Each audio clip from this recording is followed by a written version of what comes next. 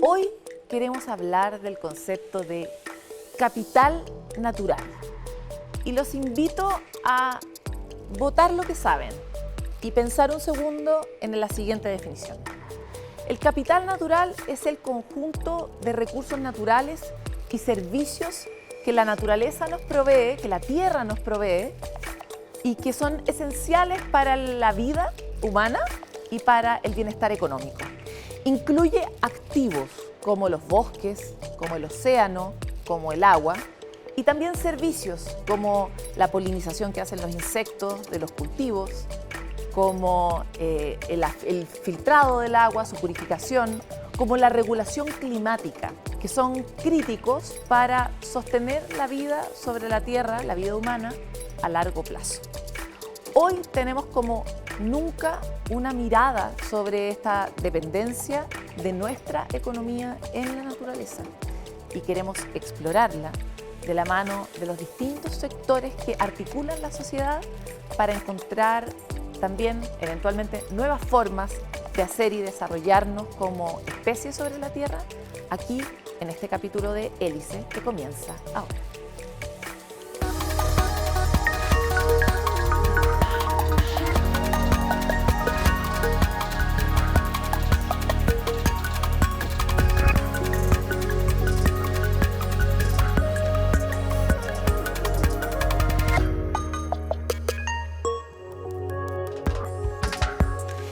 Y comenzamos este capítulo para abordar una conversación que es fascinante sobre este concepto de capital natural, que además tiene un potencial enorme para transformar la manera en la que vemos el desarrollo y la economía.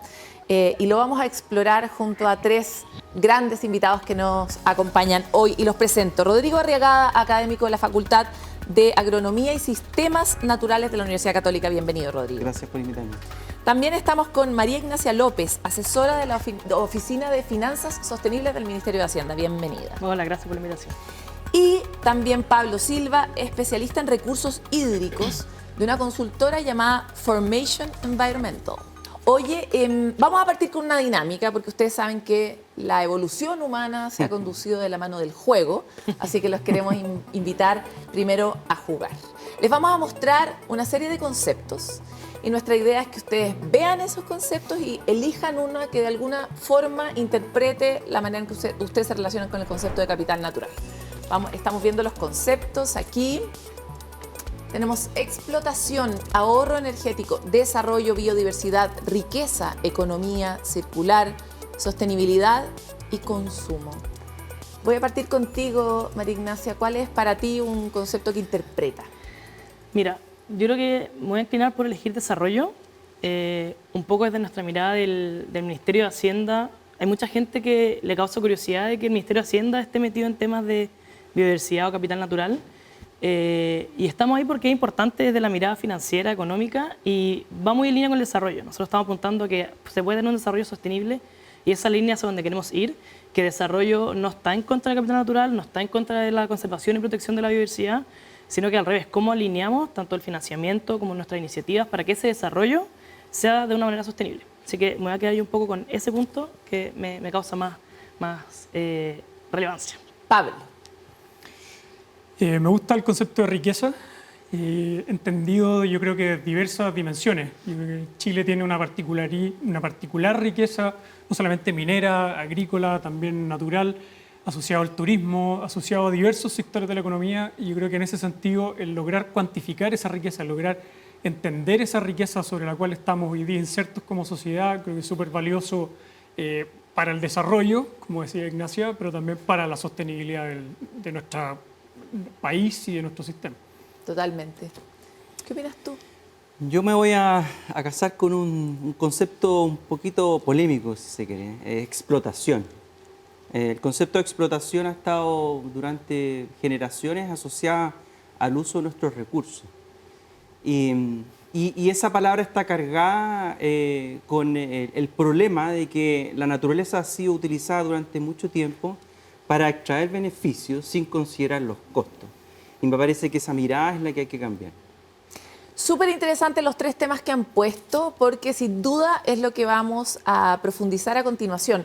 Sobre todo porque inevitablemente están interrelacionados. De alguna manera, la forma en la que hemos explotado todos los recursos naturales, no solo lo que entendemos solo como naturaleza, sino el cobre, que es naturaleza también, nos trae hoy día a este dilema que en algún momento se materializó en esta oposición, que no sé si ustedes consideran que es cierto o no, entre desarrollo y naturaleza. Así, en breve, ¿ustedes creen que ambos conceptos, naturaleza y desarrollo, son opuestos? Ya, yo me voy a lanzar. Lánzate. Absolutamente no. Hoy día estamos viviendo un momento bien especial en Chile. Se habla de la próxima administración y está instalada la idea de que Chile necesita volver a crecer. El crecimiento económico es un ingrediente esencial del desarrollo, ¿cierto? Pero ¿qué juego tiene que jugar, qué rol tiene que jugar la naturaleza en esa ecuación? Y tiene que estar al centro del análisis. Por tanto, no hay desarrollo sin crecimiento, pero la naturaleza tiene que estar inserto en ambos conceptos. Pues si quiere profundizar sobre todo sobre por qué tiene que estar inserta en la conversación. Sí, yo ahí estoy de acuerdo. Creo que hay una mirada más antigua en que pensábamos que naturaleza iba un poco separado de desarrollo, economía, sociedad. Y hoy día sabemos que las nuevas tendencias es un poco al revés, que la naturaleza, la biosfera, la biodiversidad es la base y sin esa no hay desarrollo. Entonces también, un poco como decía Rodrigo acá, ya no entendemos un poco desarrollo, crecimiento, sino entendemos también la sostenibilidad previamente. Y yo creo que no podemos dejar de olvidar que la explotación agrícola, por un lado, va de la mano de suelo, clima y condiciones que están muy vinculadas a la misma naturaleza que también ha desarrollado las áreas protegidas. Se están vinculados los temas y de alguna manera estamos haciendo uso de esas condiciones, recursos que están ahí. Lo mismo con la minería. O sea, el cobre está inserto en un contexto geológico que está muy vinculado con la naturaleza y que si somos capaces de explotarlo sosteniblemente va a seguir existiendo. Si lo sobreexplotamos, nos matamos solos. Yo creo que en ese sentido están totalmente vinculados y que en buena hora hoy día conviven o se está tratando de que convivan mucho mejor, porque de lo contrario nos estamos condenando nosotros mismos en el futuro. Al corto plazo, ¿no? Oye, vamos a profundizar sobre cada una de las cosas que ustedes dijeron, porque efectivamente ya hay bastante literatura sobre este asunto y sobre un dato que no es menor, y es que según el informe Das Gupta, de un famoso economista británico-indio, el 50% del PIB global se lo debemos a la naturaleza, justamente por todas estas cosas que nos entrega de manera gratuita, por las que hoy no pagamos, pero que tienen un valor sobre todo cuando no están. Por ejemplo, la polinización en los cultivos, en los campos, por ejemplo, el agua, por ejemplo, el aire, la calidad del suelo, si ese suelo da más o menos frutos, tiene todo que ver con un servicio ecosistémico que prestan los microorganismos del suelo. Entonces vamos a profundizar sobre esto, pero para eso los quiero invitar a caminar a nuestra mesa.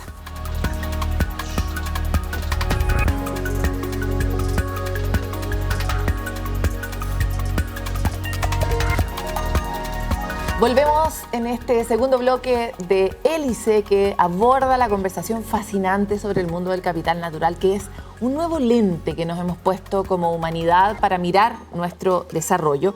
Y quisiera profundizar con ustedes brevemente algunos de los conceptos que eligieron, porque tal como planteaba, está esta mirada de la academia, de la economía, que es decir, ok, si la mitad del PIB está instalado sobre la naturaleza, la forma en la que nos relacionamos con la naturaleza debiera ser distinta. Debiéramos explotarla de otra forma. Y vuelvo a decir explotar, porque también es falso imaginar que la humanidad va a dejar de consumir recursos y a veces esos recursos no van a ser renovables, como de hecho la minería. O sea, la minería hay un punto en que se va a acabar, no sé en cuántos años más, pero tiene fin. Y por lo tanto me encantaría partir contigo, Rodrigo, respecto de dónde o cómo nosotros modificamos nuestra conducta de explotación. ¿Qué cosas que hacemos hoy debiéramos hacer de otra manera y cuáles vamos a tener que seguir haciendo de la misma forma? Ya, mira, me gusta la manera en que tú lo presentas, esto del lente. Pero si el lente está mal enfocado, no vas a ver bien, ¿cierto? Entonces, el enfoque capital natural transmite un mensaje que de alguna manera invita a mirar la naturaleza y el rol que cumple en la producción de bienes y servicios de una manera diferente. Y aquí hay una palabra clave en esa nueva comprensión, es que la naturaleza es un activo. Las empresas manejan muy bien ese lenguaje. Hay activos financieros, hay activos humanos, hay máquinas, hay tecnología. Y la naturaleza deberá cumplir esa misma función, o sea, tratarse de esa misma manera. Entonces, si la producción de bienes y servicios ve a la naturaleza como un activo, necesitamos medirlo. Si yo no mido algo, no lo puedo gestionar, es como que no existe. Por tanto, no está involucrado en ningún proceso de toma de decisión. Bueno, Entonces, y ese es el proceso que está haciendo Chile hoy, porque Chile ya tiene un comité, muchas personas tal vez no lo saben, pero Chile ya tiene un comité de capital natural y está haciendo su inventario, siguiendo con la línea de lo que tú planteas, correcto, de naturaleza. Exactamente, exactamente. De hecho, el Comité de Capital Natural junta ministerios que no suelen trabajar muy a diario juntos, como Medio Ambiente, Hacienda, Economía, y justamente es interesante ver cómo como país nosotros queremos insertar el concepto de capital natural en las decisiones que toma el país respecto a desarrollo, respecto a crecimiento. Por tanto, también es una mirada a país. Nuestra naturaleza es un activo que va a permitir que el Chile vuelva a crecer, como todos quieren que vuelva a crecer, que se desarrolle. Por tanto, ahí nosotros ponemos en el eje de nuestra cadena de valor, si se quiere, la naturaleza y cerramos un poco el círculo. Entonces, ese es el lente que yo creo que hay que usar. Me encanta el punto que haces porque eso me lleva inevitablemente a hablar contigo, María Ignacia. Dos puntos importantes. Primero, todos saben que Hacienda pesa, pucha que pesa Hacienda. A todo le importa Hacienda. Hacienda tal vez es, inadecuado decirlo, pero es el ministerio más importante o con el que todo el mundo quiere estar bien y todos los otros ministerios también. Y el hecho de que Hacienda haya tomado esto tan personalmente o institucionalmente es una transformación bien grande porque no es una iniciativa aislada, es una iniciativa que por lo tanto atraviesa el Estado justamente porque el efecto que debería tender a producir es alterar el modelo de desarrollo. En Chile no es tan popular decir que hay que cambiar el modelo de desarrollo, pero Hélice es un programa que se dedica a hablar las cosas que son incómodas. Por lo tanto, ¿de qué manera este tipo de mirada, este lente, transforma o cambia el lugar donde están los incentivos para el modelo de desarrollo? Por lo tanto, ¿en qué modelo de desarrollo nos convertimos? Mira, ahí me gustaría partir primero con algo un poquito antes. Como tú decías, el Comité de Capital Natural está formado por Hacienda, Medio Ambiente y Economía. De hecho, acá tenemos al primer presidente del comité. Pero algo más importante también del comité es que asesora directamente al presidente. Entonces ahí sí estamos hablando de una política de Estado, de la relevancia que hoy día tiene el Capital Natural, de que es un comité que asesora directamente al presidente de la República, ¿ya? Y hoy día, bueno, en temas de incentivos, hoy día, como decía Rodrigo también, estamos un poco antes, estamos en la medición, en entender hacia dónde tenemos que ir como país. Y también no solo en políticas públicas, sino que también nosotros hoy día estamos llevando también una nueva iniciativa hacia cómo también alineamos al privado lo mismo. ¿Ya? Entendemos que esto tiene que ser trabajado en conjunto y parte de poner los incentivos, bueno, escuchar al privado y entender, bueno, qué necesitan, cómo facilitamos este trabajo y cómo trabajamos metodologías juntos. ¿Ya? Porque hoy día no entendemos un poco una política que venga directamente a dar una orden, sino que, bueno, escuchemos cómo hacemos que esto avance y cómo lo hacemos juntos. Entonces, para eso estamos mucho antes, estamos en el periodo de medición y entendiendo cómo tenemos que avanzar en esto, que probablemente va a ser un periodo largo de entender hacia dónde tenemos que ir. Porque es una transformación muy grande. Muy grande. Y que mencionabas, que esta forma de hacer las cosas es una forma que viene hace muchos años y una forma en cómo el mundo trabaja también. Entonces, de hecho, Chile es súper pionero en su comité. Bueno, sí está bastante basado en el Reino Unido, que ya obviamente hay países más avanzados, pero en la región es súper pionero en poner este tema sobre la mesa. Y bueno, desde ahí empezamos. Ya, pero tírame un titular. Tú sabes que los periodistas somos muy livianos. Entonces, un titular de qué tipo de cosas deberíamos ver en nuestro modelo de desarrollo que este tipo de política cambia. Por ejemplo.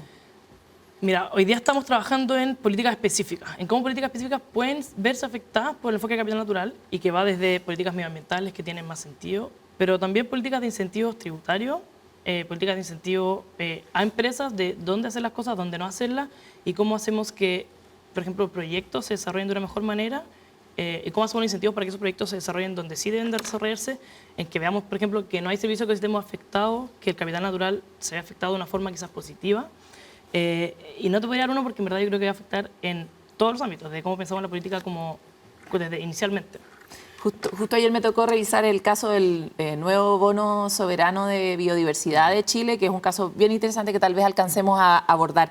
Pero Pablo, bueno, lo que quieras comentar de ellos, pero también me interesa mucho esta mirada y esta experiencia que puedes tener tú, que has trabajado con sectores que tienen un alto nivel de explotación y de impacto en el territorio, como el sector de la minería, pero que al mismo tiempo desarrolla soluciones para resolver o avanzar en los problemas hídricos de manera muy concreta. Entonces, cuéntanos.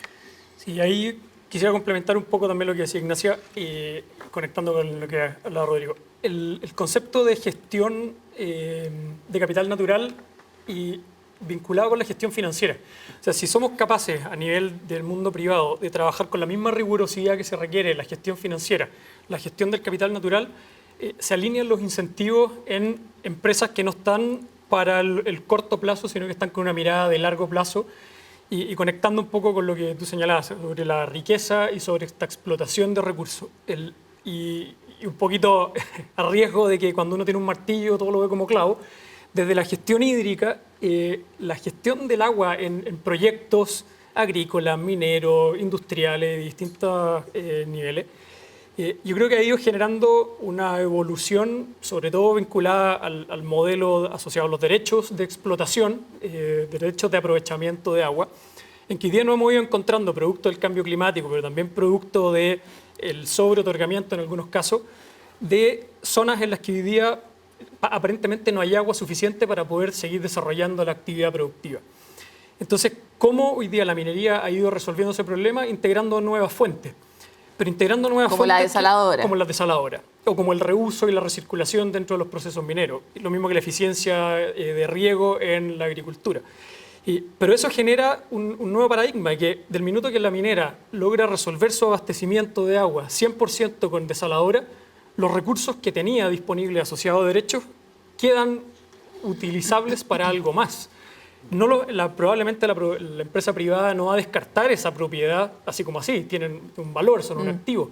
Pero ahí se abre una oportunidad de gestión de capital natural que es súper interesante, en la cual hoy día esto ha ido ocurriendo en los últimos años. La DGA sacó hace poco este reglamento de uso no extractivo. Entonces, hay cosas que están ocurriendo vinculadas a la gestión de capital natural y la gestión financiera que son súper interesantes en el contexto en el que estamos insertos hoy día. Oye, súper interesante el punto que planteas, porque efectivamente si encontramos y si forzamos a propósito de esta tensión la innovación, hay recursos que antes creíamos condenados a estar en un rol que pueden estar disponibles para otro. Y en ese sentido, volver un poco al modelo que planteabas tú, de que incluso la actividad productiva reconstruya o regenere el capital natural que eventualmente hemos devastado. La naturaleza tiene esa gracia de rearticularse, ¿no? de volver a vivir. Quiero dejar instalado acá el concepto de riesgo, porque diría que como nunca antes, a mí me toca estar mucho en la empresa privada y en distintos foros y etcétera, como nunca antes estoy escuchando cada vez más frecuentemente que la conversación de capital natural ha subido el rating dentro de la empresa porque el riesgo natural ha subido su relevancia en la matriz de riesgo de las operaciones. Así que lo dejo ahí como instalado, pero quiero invitarlos a ver una noticia. Porque no sé si ustedes se acuerdan que la tarde del 25 de mayo ocurrió en Chile un fenómeno meteorológico que podría haber sido parte de la ficción, porque nunca lo habíamos visto.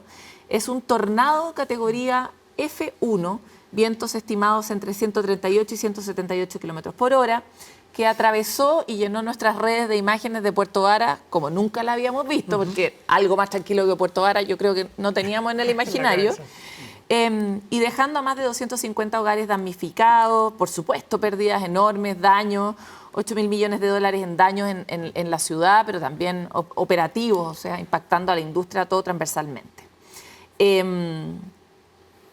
Entonces, ¿qué tiene que ver esto con lo que estamos hablando y de qué manera esto está empezando a colarse por los poros de las conversaciones económicas? Mira, Por favor. yo me voy a agarrar aquí algunos conceptos como idea fuerza, esto como el modelo de desarrollo, ahora gestión de riesgo, lógica de colaboración público-privado. El concepto de capital natural es una mezcla de conceptos bien antiguos. No Claro. estamos inventando algo nuevo. No, estamos haciendo una nueva imagen con el mismo puzzle. Estamos combinando cosas que antes no se habían combinado y creamos algo nuevo. Y en esa línea, el mundo productivo que produce bienes y servicios que la sociedad demanda, necesita, ¿cierto? Está comenzando a comprender de mejor manera, porque está empezando a medir cosas que antes no medía, está empezando a combinar cosas que antes no combinaba. De ¿cuál es la relación que mi proceso productivo tiene con la naturaleza? Y ahí se habla de la doble materialidad, digamos. Por un lado yo impacto, y parte de este comportamiento errático de la naturaleza tiene que ver con estos impactos a gran escala, pero también empiezo a entender de que mi proceso productivo depende de esa naturaleza. Por tanto, todo eso se transforma en un riesgo que puede tener, de hecho, un correlato financiero. Entonces, eso es lo interesante, que nosotros no estamos reinventando la rueda, ni estamos diciendo cosas distintas, solo que estamos usando un lenguaje que sensibiliza al tomador de decisión de una manera súper diferente a como lo estábamos tratando de hacer ahora. Entonces, antes, digamos. Entonces, ahora las empresas, si yo les comento, y la relación con tu entorno natural es parte de la batería de actividades que tú haces para gestionar tus riesgos. Y riesgos vinculados a la naturaleza son riesgos financieros. Y ahí es donde la empresa empieza a tomar atención. A mí me gustaría aportar dos cositas. Creo que Rodrigo lo dijo súper bien desde los impactos y los riesgos, pero ahí un poco se habla del DIRO, que son la dependencia, los impactos, el riesgo y la oportunidad. ¡Oh! Concepto nuevo en mi vida. Entonces vemos que efectivamente hay impacto en la empresa, bueno, incluso en el sector público también hay impactos, pero también hay dependencia. Entonces yo creo que hoy día también es parte en que entendamos que la impactamos porque dependemos, y si hay riesgo hay oportunidades también. Y hoy día, este año hemos estado trabajando con un montón de empresas del sector privado que ya tomaron estos riesgos y están comenzando a trabajar en oportunidades en, bueno, cómo nos beneficiamos incluso de esto. Y ahí creo que también da un círculo un poco virtuoso de, por ejemplo, las soluciones basadas en la naturaleza. Y que es nuevamente cómo el capital natural puede ser parte también de la solución de lo que diríamos que quizás como solamente un riesgo y como todo medio catastrófico. Bueno, quizás también la naturaleza misma nos puede ayudar a sopesar el riesgo. A remodelar y a acomodar la carga en el camino. Pablo. Yo quería vincularlo con el concepto de incentivos también. O sea, dos cosas respecto al riesgo: la cuantificación del riesgo y el incentivo asociado a mitigar ese riesgo. Yo creo que el ejemplo de Puerto Vara es muy reciente y efectivamente nos permite, a escala de sociedad y de prensa, el verlo en la noticia, el impacto que tiene un tornado, algo que no estábamos acostumbrados en Chile, haberlo grabado. A lo mejor hubo uno en el 1900 y nunca supimos. Pero esto de poder divulgarlo y conectarlo con la sociedad es algo muy potente, porque nos trae un problema que estaba allá en la COP, lejos, Claro, en las esferas de y la élite, naturaleza lo divulgó. y lo trae a escala local. Eso por un lado. Y otro respecto a la cuantificación de esos riesgos, de cuál es el impacto que genera. Tú decías 8.000 millones de dólares. Que la gente de repente pierde un poquito esa sensibilidad de que el número es inasible, además. Exactamente. Pero llevándolo a un Santiago-centrismo, la inversión que tuvo que hacer Aguas Andinas para las piscinas de Pirque, que están asociadas a lluvias con isoterma alta, producto de arrastre de sedimento que nos dejaban la ciudad sin agua, son inversiones que están muy vinculadas también a ese riesgo climático en que se cuantificó cuál es el impacto que tiene. O sea, la ciudad de Santiago, de 6 millones de habitantes, se queda sin agua. Entonces, ¿qué es lo que vamos a hacer? ¿Vamos a construir un tremendo embalse de cabecera o vamos a construir una piscina de 1,5 millones de metros cúbicos para dar abastecimiento entre 36, 48, 72 horas a la ciudad? Yo creo que ese tipo de análisis que se ha ido integrando en la empresa privada, asociado a riesgos climáticos y poniéndole un número, es un poquito la evaluación que también están haciendo muchos otros sectores, no solamente la sanitaria, la misma empresa minera, la agricultura, Claro. etcétera. O sea, ¿Cuánto estoy dispuesto a perder versus cuánto estoy dispuesto a ¿Y invertir? hasta qué punto abastecemos la ciudad de Santiago por una semana o por 2 días o por 3 días? Hay un umbral ahí en el que es, no sé si sostenible o rentable, hay una dualidad ahí de conceptos, pero en la que estoy dispuesto a poner plata arriba de la mesa, invertir en obras para mitigar esos riesgos. Y ahí 30 para- segundos para cada uno antes de que nos vayamos a la pausa. Sí, solo para complementar, y tú lo has mencionado varias veces, esto de que el PIB mundial, el 50% del PIB mundial depende de la... ¿Y el otro 50%? El 100% del PIB mundial depende, directo o indirectamente, de la naturaleza. Entonces, aquí hay una oportunidad gigantesca. Hoy en día el mundo invierte entre 100.000, 200.000 millones de dólares al año en naturaleza y la brecha es de 600.000. En la filantropía los gobiernos no van a poder llenar esa brecha. Entonces el rol privado acá es esencial. Entonces, en la medida que yo comprenda mi relación, gestione los riesgos, alinee incentivos, esas brechas se van a empezar a cerrar. Y el riesgo privado también es enorme. Es interesante eso. En el caso de Aguas Andinas es más claro. Yo solamente desde la mirada del sistema financiero, que también siempre está un poco alejado de este mundo medio desconocido. Hace poco vimos que el sistema financiero empezó a adquirir un poco quizás cambio climático, pero diversidad se veía distinto, capital natural también. Pero hoy día sí quiero mencionar de que el sistema financiero está yendo, quizás de a poco, pero está yendo en línea de, por ejemplo, cómo ayudamos a los privados a avanzar en estos temas. Que hoy día hay el riesgo, bueno, hablamos de la Y necesidad no de buena medir. gente. Hablamos de la necesidad de medir y vemos que, bueno, esto sí es rentable quizás también. Entonces, Eso te iba a decir, que no es porque sea buena gente, no es el RCE del sistema financiero, correcto. es la oportunidad. Exacto. Perfecto, ¿estamos? Vamos a una pausa y volvemos con más de Hélice. Yo sé que es una conversación un poco compleja, pero hablamos de cuánto dependemos de la naturaleza. Me encanta el punto que hacía Rodrigo porque en el fondo suena hippie, pero somos naturaleza. Nosotros somos naturaleza y todo lo que hemos desarrollado está instalado sobre ella. No existimos de lo contrario. Es una mirada interesante, revolucionaria para el antiguo mundo del que venimos, pero necesaria para el mundo que viene. Así que vamos a una pausa y seguimos con el mundo del futuro.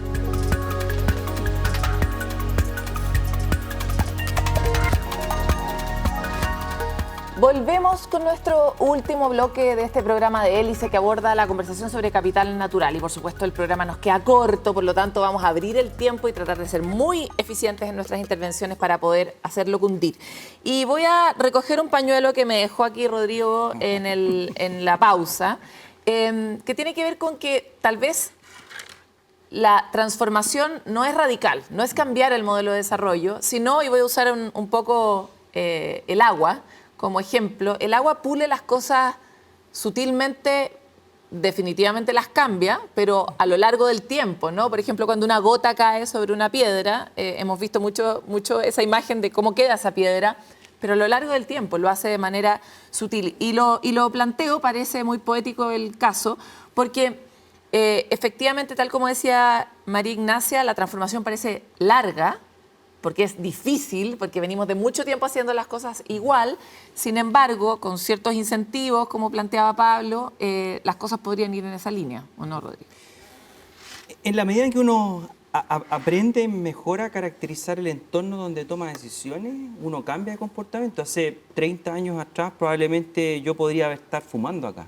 Sí, pues. Y eso no produciría ningún impacto, Muy ¿cierto? Mad Men, sí. En En la sala de clase, de hecho.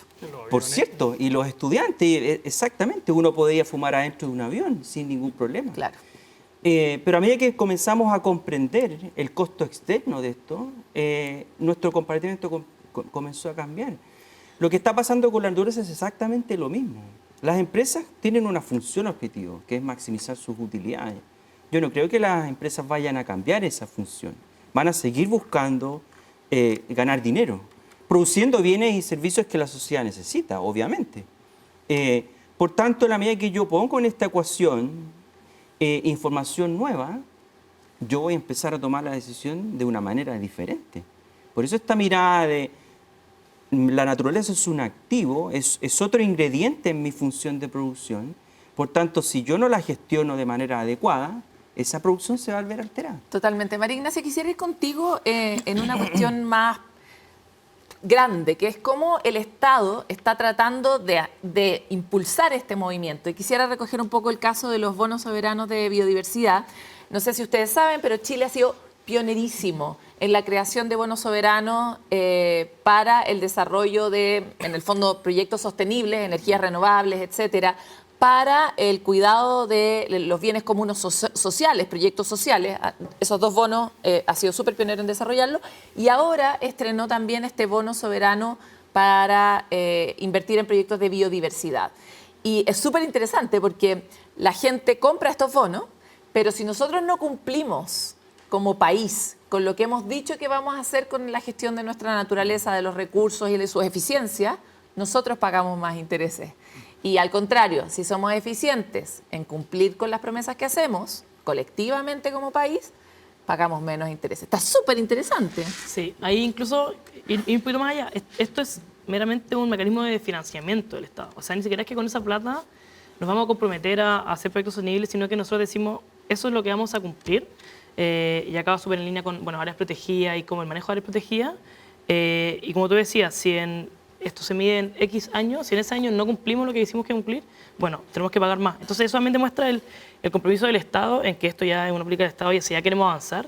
Y ni siquiera es que queramos con esos recursos financiarlos, sino que ya sabemos que, bueno, lo vamos a financiar de alguna forma, pero esto es y esto va. Incluso voy a recoger otro ejemplo, no caso chileno, pero un caso uruguayo, en que incluso lograron que si cumplían la meta, bajaban la deuda. Ya, entonces también habla un poco de hacia dónde el mercado va, que el mercado está dispuesto a premiarte incluso por tú cumplir tus estándares ambientales y ojalá que estos estándares sean cada vez mayores. Entonces estamos muy contentos. Bueno, este es un marco que se lanzó recién, todavía no hemos lanzado un bono, pero como tú comentabas, también hemos tenido marcos en género, marcos en cambio climático, y esto ya define un poco cómo el Estado se está dudando un poco de política de Estado de cómo financiamos lo que hacemos. Bueno, comprometámonos a cumplir estos estándares sociales y medioambientales. Me gusta lo que estás planteando porque efectivamente Chile monta toda esta estructura sobre otras políticas de Estado que han sido transversales a lo largo de los gobiernos. Por ejemplo, la política energética. La política energética ha sido transversal en los últimos 4 gobiernos, con mucho foco.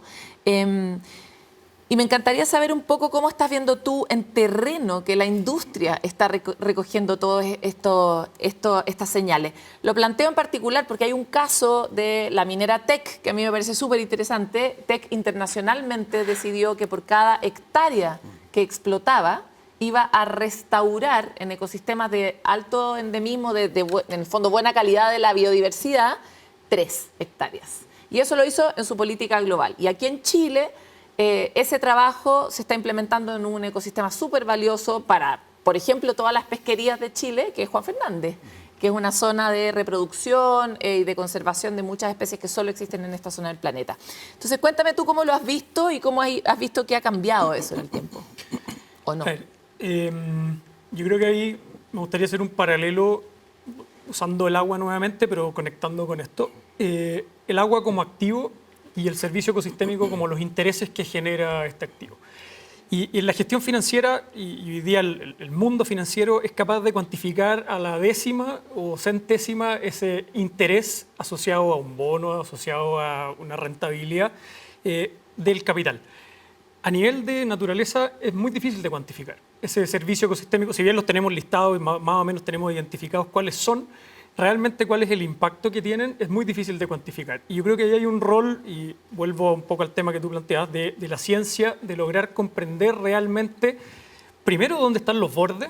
O sea, hoy día lograr delimitar un humedal no es una tarea trivial. El mismo sistema... O sea, además porque los humedales son sistemas que se inundan y se secan de acuerdo a la estacionalidad. Entonces, además ellos cambian. Exactamente. Entonces, cuando tenemos ese grado de incertidumbre asociado al interés, entre comillas, que genera el capital natural, y me voy a meter un poquito en las patas de los caballos o ser políticamente incorrecto, ese cumplimiento asociado a los bonos y el llamado greenwashing es un concepto que requiere un poquito de depuración vinculado con la ciencia, porque es muy fácil hoy día vender una imagen verde y no estar realmente cumpliendo con algo que sea tangible y cuantificable. Y en ese sentido creo que hay una oportunidad hoy día en que conectado con lo que veníamos conversando, con los incentivos, con los riesgos asociados al cambio climático, de que el rol de la ciencia, pero no de la ciencia de laboratorio, que es clave también, es una ciencia aplicada, es una ciencia que los humedales urbanos, y lo comentábamos hace un segundo, se insertan hoy día en la sociedad y en la regulación ambiental. Y bueno, ¿y cuál es el valor cuantificable que tiene su humedal urbano?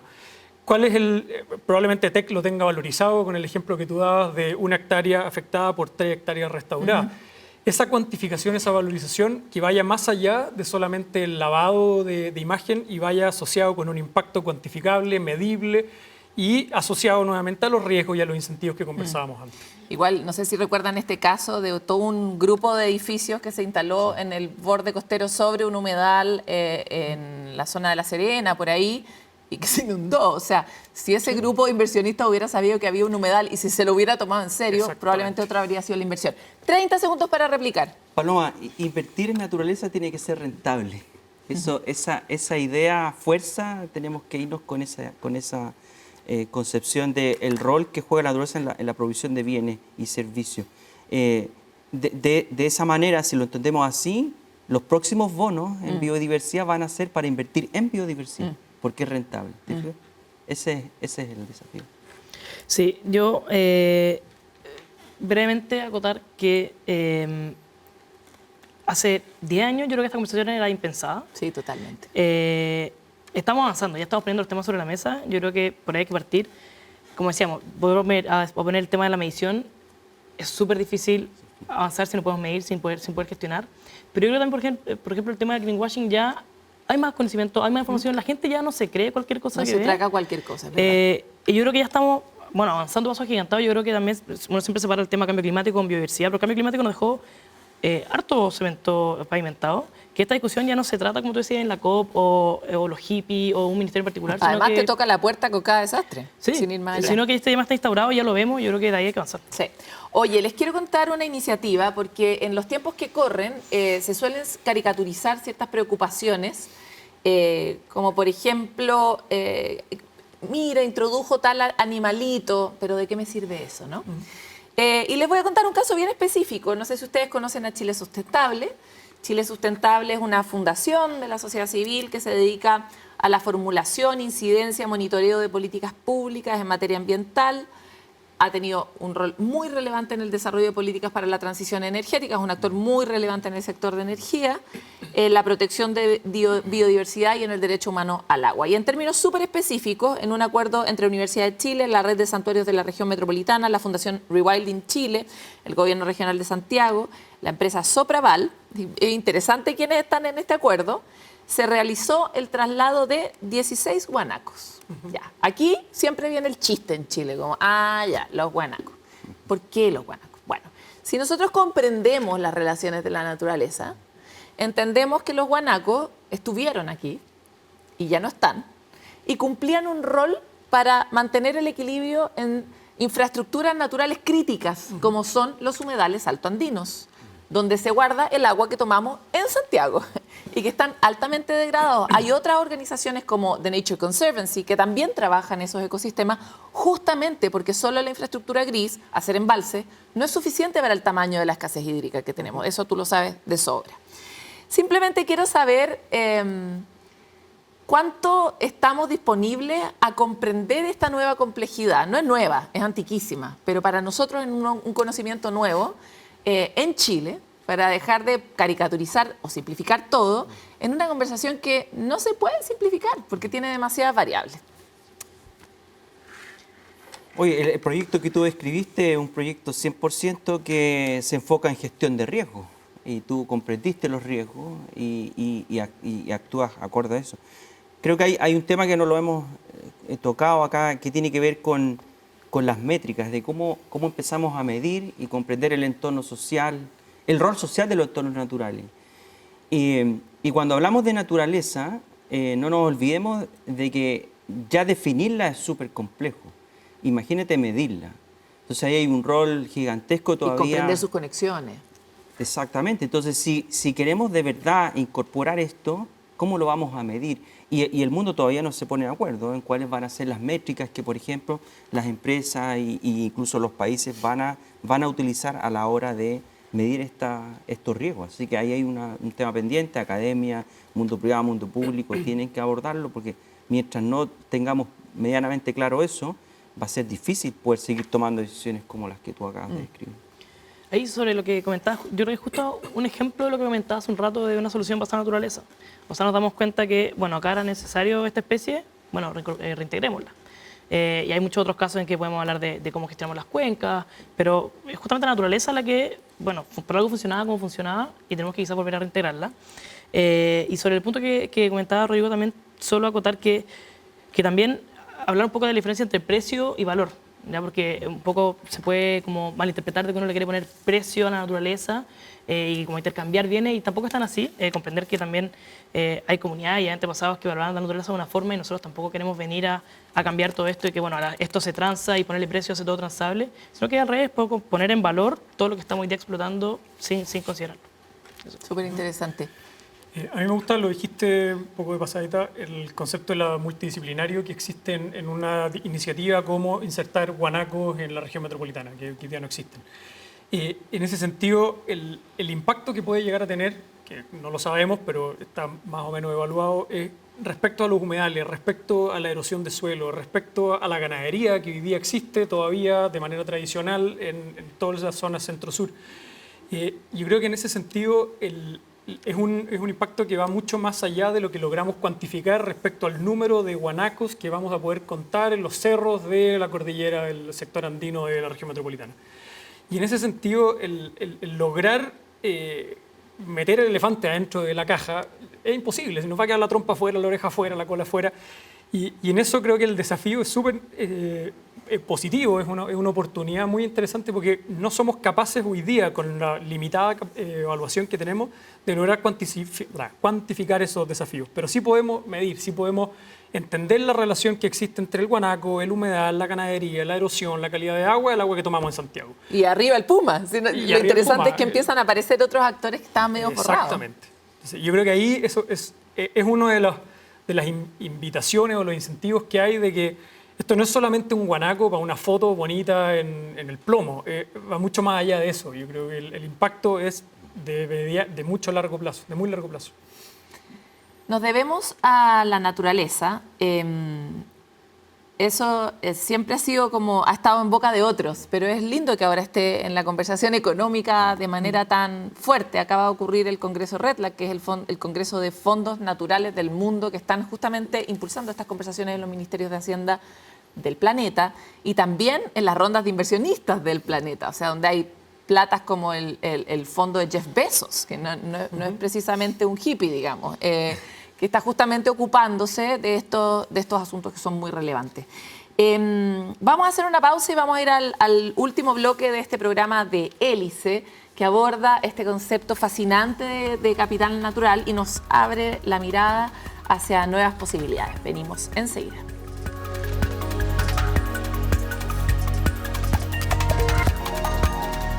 Volvemos con el último bloque de Hélice, donde vamos a revisar un poco de lo que ha sido nuestra conversación y para eso algunos conceptos que aprendimos y en torno a los cuales nos dimos varias vueltas. Quisiéramos recoger este concepto que aprendimos durante el programa de DIRO, que plantea las dependencias, impactos, riesgos y oportunidades. Ahí hay 4 conceptos relevantes. El concepto de inversión, pensando en que a veces hay ciertos movimientos que parecen innecesarios, pero que resultan siendo una forma de asegurar la operación en el futuro, de darle mayor certeza justamente a ese trabajo. Y también la idea del inventario, no lo dijeron con esa palabra, pero lo planteaban en la idea de medir lo que tenemos y para qué sirve y cómo está relacionado. Entonces, probablemente se nos quedó alguno en el tapete, pero ¿qué nos pasa cuando podemos integrar estas palabras a nuestra conversación cotidiana? Pablo. A mí lo que me gusta del concepto de capital natural vinculado con estos 3 temas es que es un concepto muy conciliador, en el sentido de que logra sentar a la mesa el capital y el medio ambiente. Y eso creo que es bastante innovador o positivo en un mundo en el que hoy día estamos enfrentando extremos normalmente. Acá el lograr que convivan ambos en pos de la inversión, en pos de la cuantificación de cuál es el valor que tiene la naturaleza y la evaluación de las dependencias, los impactos, riesgos y oportunidades, creo que en ese sentido es una lógica que tiende a modificar un poquito la manera tradicional en la que hemos estado insertos desde la Guerra Fría o antes incluso en adelante, a esta visión más constructiva y conciliadora en un mundo en el que vamos a convivir ambos en el futuro. Pablo, igual me parece súper interesante decir algo que no había planteado anteriormente, y es que la empresa en la que tú trabajas también opera en Estados Unidos. O sea, esta no es una empresa como chilena que responde a intereses que se le ocurrió a Chile solamente, sino que es algo que también está pasando en el mundo, me imagino, ¿no?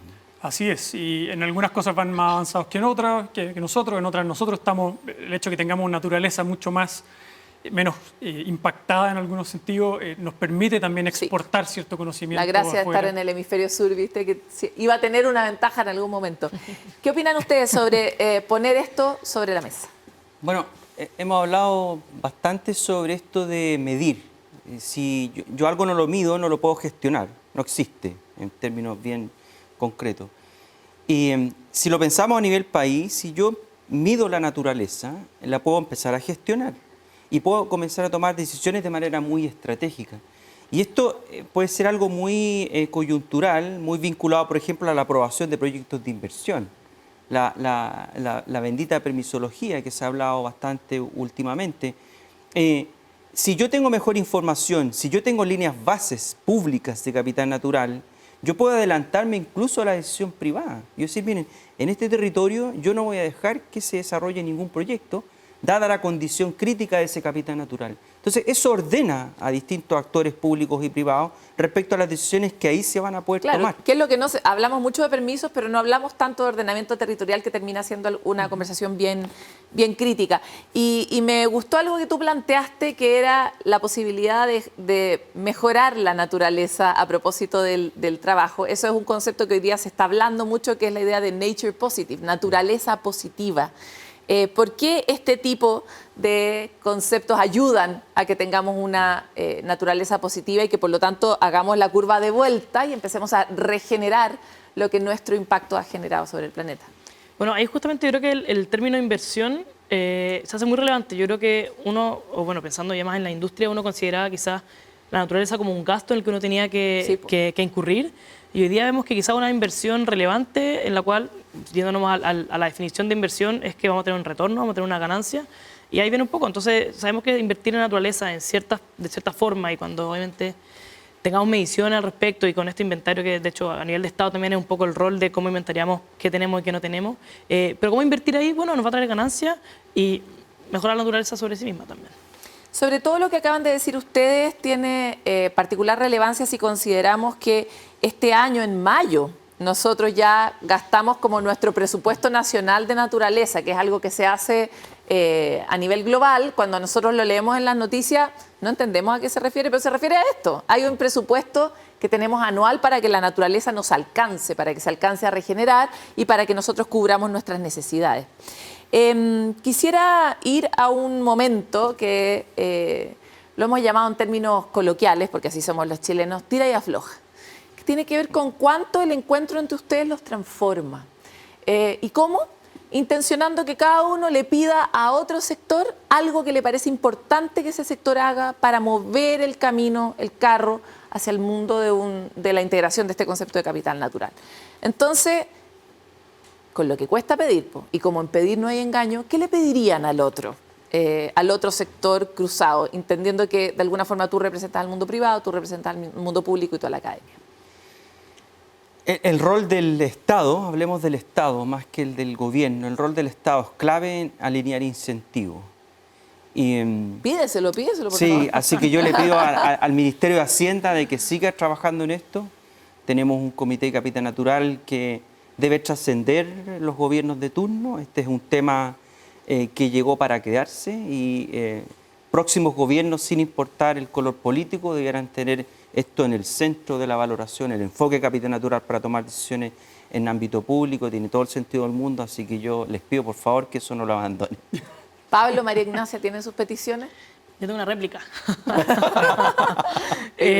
No, bueno, nosotros obviamente estamos trabajando súper alineados con la academia y conocemos la importancia que tiene la academia en ayudarnos justamente a lo que hemos discutido harto hoy día, en la medición. En cómo ponemos esto en números, cómo lo valoramos y cómo con eso nos ayudan a avanzar en política pública, que es hacia donde nosotros queremos alinearnos. Y la academia en general, porque Rodrigo es agrónomo, pero necesitamos a los economistas, a los ecólogos, o sea, por lo mismo que ustedes han planteado, necesitamos poder mirar desde lugares muy distintos, ¿no? De todas maneras. Así que esa es la pedida. La pedida. Yo creo que va un poco en la línea del espacio, es la empatía, empatía real de que el Estado sea capaz de ponerse en los pies, en los zapatos del privado, y la academia en los zapatos del privado y el privado en los zapatos del Estado. En ese sentido, el que nos pongamos cada uno en una vereda del frente, nos vamos a tirar tomates podridos permanentemente y no vamos a lograr avanzar. Y yo creo que cuando se ha dado esa colaboración, cuando alguien que viene del mundo privado se inserta en el mundo público y logra mirar lo que está ocurriendo desde la otra vereda, generalmente se ilumina bastante la discusión y tiende a ser bastante más constructiva que solamente frenar por frenar o no avanzar. O criticar por criticar. O criticar por criticar, exactamente. Y yo creo que en eso hay un tremendo trabajo pendiente en los tres sectores, no hay que apuntar al Estado solamente. Oye, les quiero agradecer mucho a los tres y poner inmediatamente a disposición toda la infraestructura que Hélice tiene para que este tipo de intercambios ocurran, porque no hay tema que no se pueda hablar, ni solución que no podamos plantear. La gran cuestión trata justamente de poder entender mejor desde dónde opera, desde dónde mira, para que podamos mirar juntos el futuro. Así que les quiero agradecer por su participación en este programa y nosotros nos vamos a encontrar con muchos de estos temas apasionantes, nuevos, difíciles, ¿qué importa? Pero que nos reúnen en la tarea de resolver, de avanzar, de llegar a nuevos acuerdos que permitan soluciones sostenibles y de largo plazo para Chile. Muchas gracias por estar hoy y nos vemos en el próximo capítulo de Hélice.